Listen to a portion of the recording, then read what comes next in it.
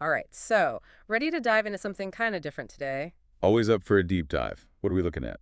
This one's got it all, really. I mean, we're talking digital cats, blockchain, Yeah. and even getting into some pretty big questions about like digital ownership and the future of, well, pretty much everything online. Okay, you've piqued my interest. Lay it on me. We're talking crypto kitties. CryptoKitties, right. I remember when that was all the rage. Hmm.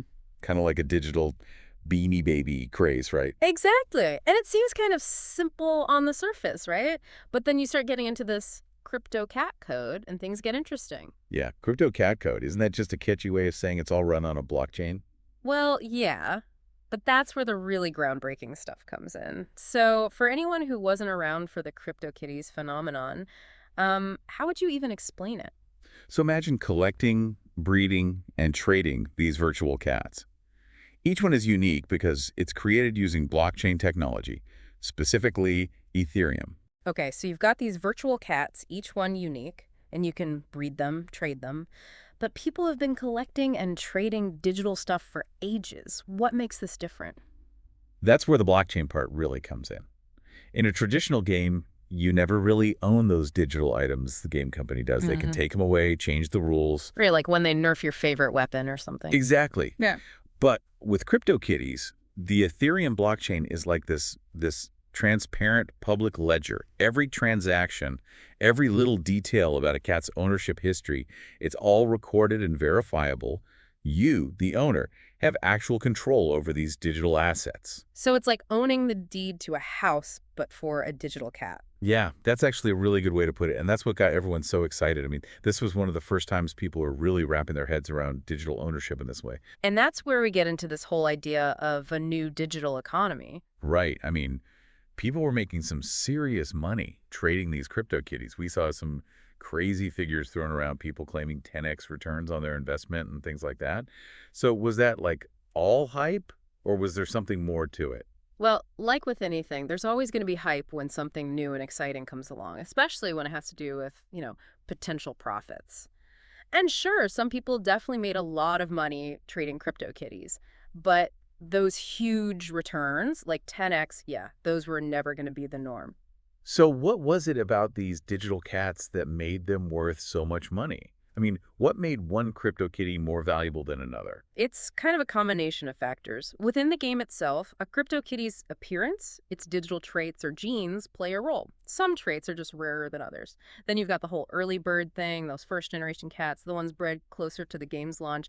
Those are usually more valuable. Ah, so it's like those first edition Pokemon cards. Yeah, exactly.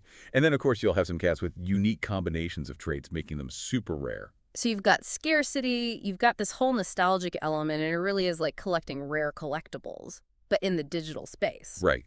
But, and it's important to remember this, those early wins, those big returns, they weren't typical, and they're not something anyone should expect to replicate consistently. Like any market, there's always risk involved. Especially when something is new, there's always a chance of a bubble, right? Right. The initial excitement around a new technology like this can inflate prices. Plus, we have to remember that the value of CryptoKitties is also tied to the value of Ethereum, because that's the cryptocurrency used to buy and sell them.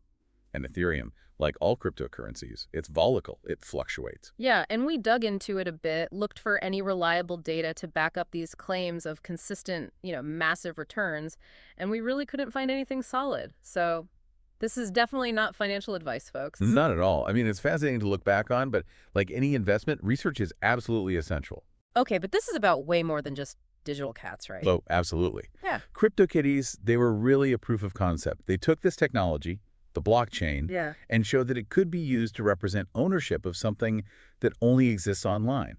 And now we've got NFTs everywhere, right? Exactly. NFTs use that same basic principle, blockchain technology, to verify ownership. Hmm. But instead of digital cats, we're talking about everything from digital art and music to, like, virtual real estate in metaverses. So in a way, crypto cat code kind of paved the way for this whole NFT explosion. I think it's fair to say that it played a big part. And now this whole idea of what it even means to own something in the digital age, that's a question that's still being figured out. Right, and CryptoKitties kind of forced everyone to confront that. It's like, it seems simple, oh, it's just a game, but it really makes you think, what else could this lead to? Exactly. Like, imagine a world where digital identities are secured on the blockchain, where creators have verifiable ownership of their work online, where we have more control over our data. Wow. So CryptoKitties, cute cats, but with some big, big implications. Definitely gives a whole new meaning to the phrase, curiosity killed the cat. That it does. Well, on that note, that is it for our CryptoKitties deep dive.